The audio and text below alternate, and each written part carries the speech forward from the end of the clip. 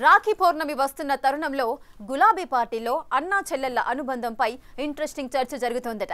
గత కొంతకాలంలో బీఆర్ఎస్ లో చోటు చేసుకుంటున్న పరిణామాలు తీవ్ర చర్చనీయాంశంగా మారాయి. పార్లమెంటు ఎన్నికల్లో పార్టీ వైఫల్యం, వరంగల్లో బీఆర్ఎస్ సభ తర్వాత కేసీఆర్ కు కవిత లేఖ, ఆ లెటర్ లీక్, కేటీఆర్ పై కవిత ఇండైరెక్ట్ కామెంట్స్ వంటి వాటితో అన్నా చెల్లెళ్ల మధ్య గ్యాప్ బహిర్గతం అయింది. ఇలాంటి తరుణంలో కవిత తన సోదరుడు కేటీఆర్ కు ఈసారి రాఖీ కడతారా? ఆమె రాఖీ కట్టాలనుకున్నా అన్న సమయం ఇస్తారా అనేది హాట్ టాపిక్ గా మారింది.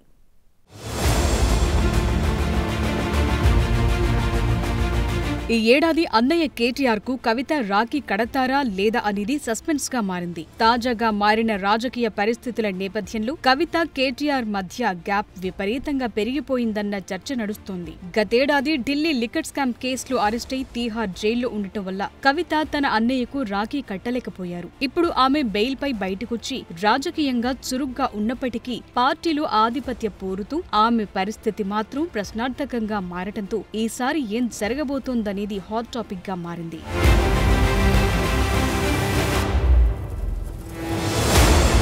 సొంత పార్టీలో ఉండి అసంతృప్తి రాగం వినిపిస్తూ తన సొంత సంస్థ జాగృతి పేరుతో కార్యక్రమాలు నిర్వహిస్తూ కవిత తిరుగుబాటు చేస్తున్నారని బీఆర్ఎస్ వర్కింగ్ ప్రెసిడెంట్ కేటీఆర్ ఆమె తీరుపై కోపంగా ఉన్నారన్న టాక్ నడుస్తోంది. ఈ నేపథ్యంలో ఒకవేళ కవిత రాఖీ కట్టడానికి వెళితే కేటీఆర్ అందుబాటులో ఉంటారో లేదోనన్న డౌట్స్ వ్యక్తమవుతున్నాయట. సరిగ్గా ఏడాది కింద ఇదే సమయానికి ఢిల్లీ లిక్కర్ కేసులో కవిత తీహార్ జైల్లో ఉన్నారు.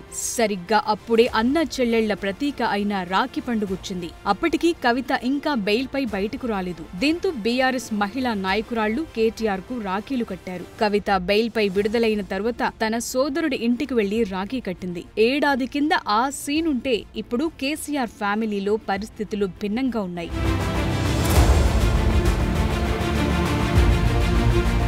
పార్టీలో తనపై ఓ పెద్ద నేత కుట్రలు చేస్తున్నారని కవిత ఆరోపిస్తున్నారు. కేసీఆర్ చుట్టూ దయ్యాలున్నాయని తీవ్ర వ్యాఖ్యలు చేశారు. మరోవైపు ఎమ్మెల్సీ తీన్మార్ మల్లన్న వంటి వారు కవితను తీవ్ర స్థాయిలో టార్గెట్ చేస్తున్న బీఆర్ఎస్ నేతల పరంగా ఎలాంటి స్పందన రావటం లేదు. తీన్మార్ మల్లన్న చేసిన వ్యక్తిగత వ్యాఖ్యల్ని అందరూ ఖండించినా కానీ పార్టీ నాయకులు మాత్రం మౌనంగా ఉండడంతో కవిత ఆవేదన వ్యక్తం చేస్తున్నారు. అంతేకాకుండా పార్టీలోని సీనియర్ నేతలే తనపై కుట్రలు చేస్తున్నారని సంచలన ఆరోపణలు చేశారు. రాఖీ వేడుకకు ముందు కవిత ఇలా పరోక్షంగా నేతలనుద్దేశించి మాట్లాడుతూ చర్చనీయాంశంగా మారింది. పార్టీలోని విభేదాలను ప్రస్తావించడం ఈ అనుమానాలకు మరింత బలం చేకూర్చుతోంది.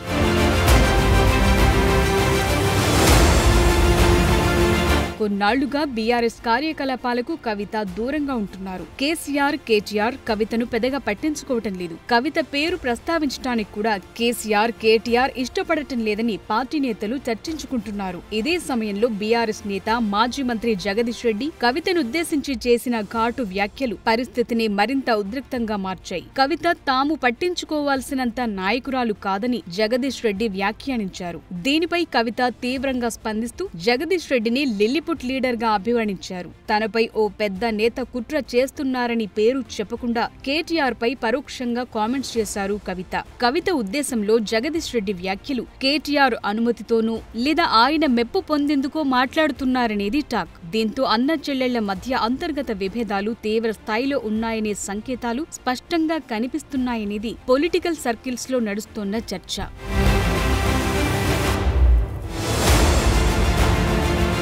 ఈ నేపథ్యంలో ఈ ఏడాది రాఖీ పండుగ రోజున కవిత నిజంగా కేటీఆర్ కు రాఖీ కడతారా లేదా ఈ రాజకీయ విభేదాల వల్ల వారి బంధం మరింత దూరమవుతుందా అనేది ఆసక్తికరంగా మారింది. ఒకవేళ కవిత రాఖీ కట్టడానికి సిద్ధమైన కేటీఆర్ అపాయింట్మెంట్ ఇస్తారా అనేది హాట్ టాపిక్ గా మారింది. మరి చూడాలి ఈసారి రాఖీ పండుగ కల్వకుంట్ల ఫ్యామిలీలో ఎలా జరుగుతుందో.